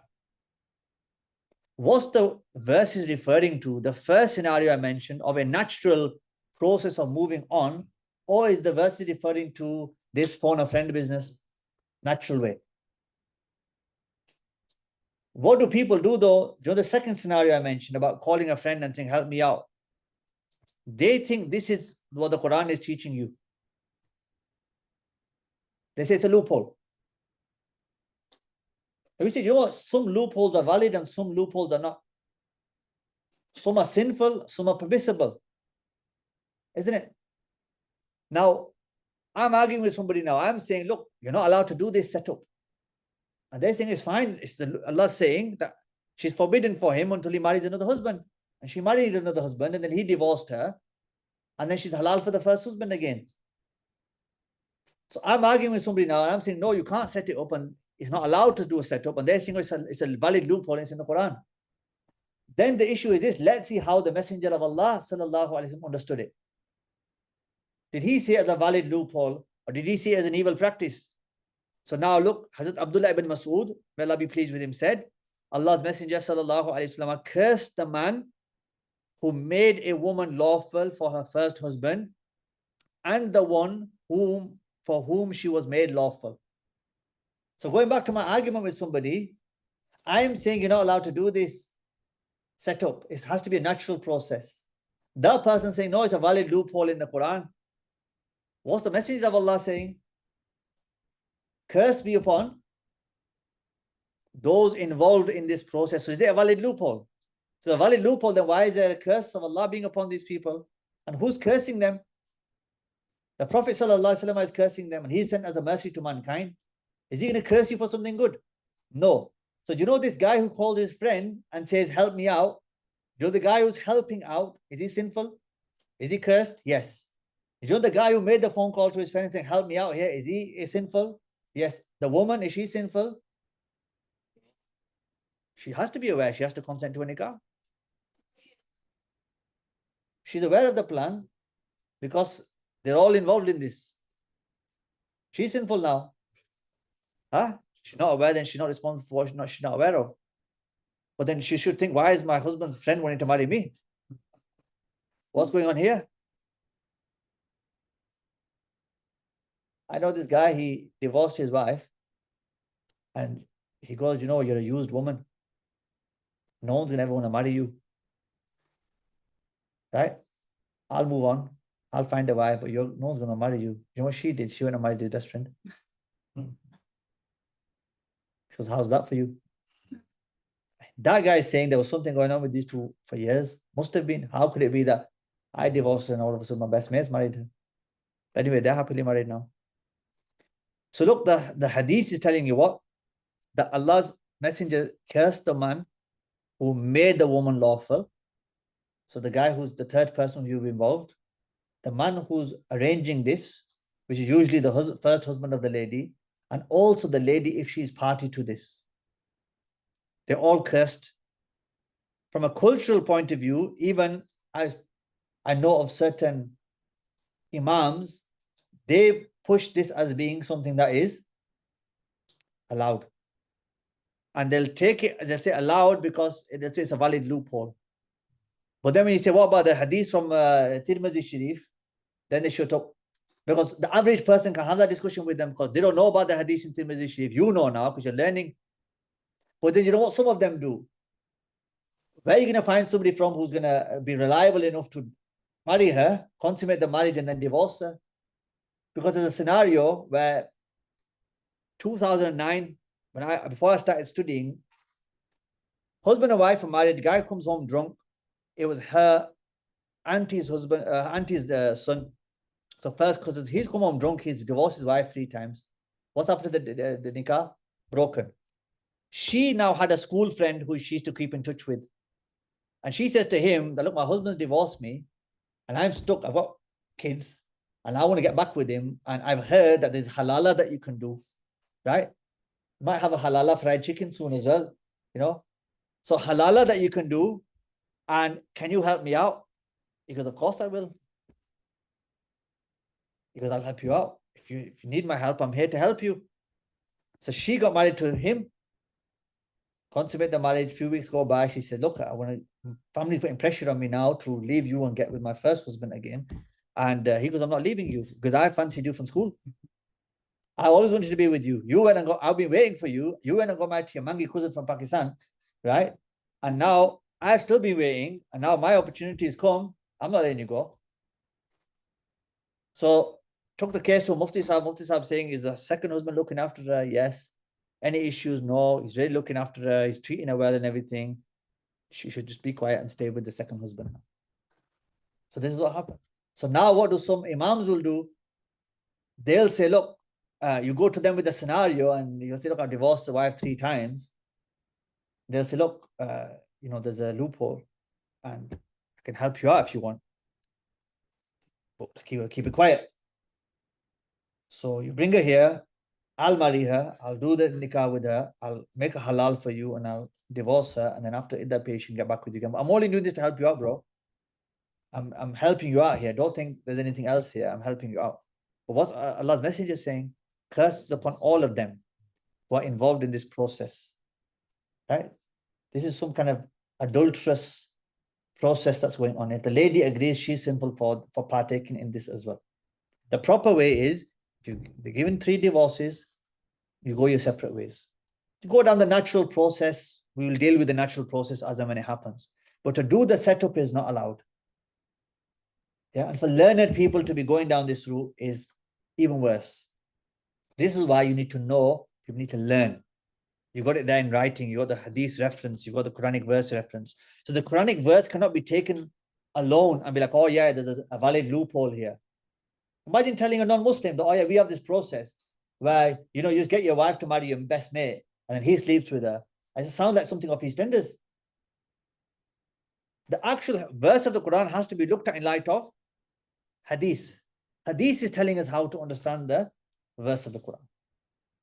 Is that okay? So that's what, so I never talk, when I'm talking about the divorce, I'm talking about this is how it works. This we will discuss separately, but this is not a process that you can just opt for. So, oh yeah, we'll go down this route then. You just go on with your life. You know, if the guy's divorced you 3 times in one go, then take that as a sign of just move on. You're better off without him. You get married to him again through a halala process, then he'll divorce you again 3 times. Then you're going to go and keep getting halalified through this halalification process. It's not good. Okay. Jazakallah. Sorry I've gone over. But we've completed what we wanted to. If you have any questions, you can let me know via WhatsApp or something like that. But we'll stop there and get ready for start the Maghrib, inshallah. Assalamu alaikum wa rahmatullahi wa barakatuh.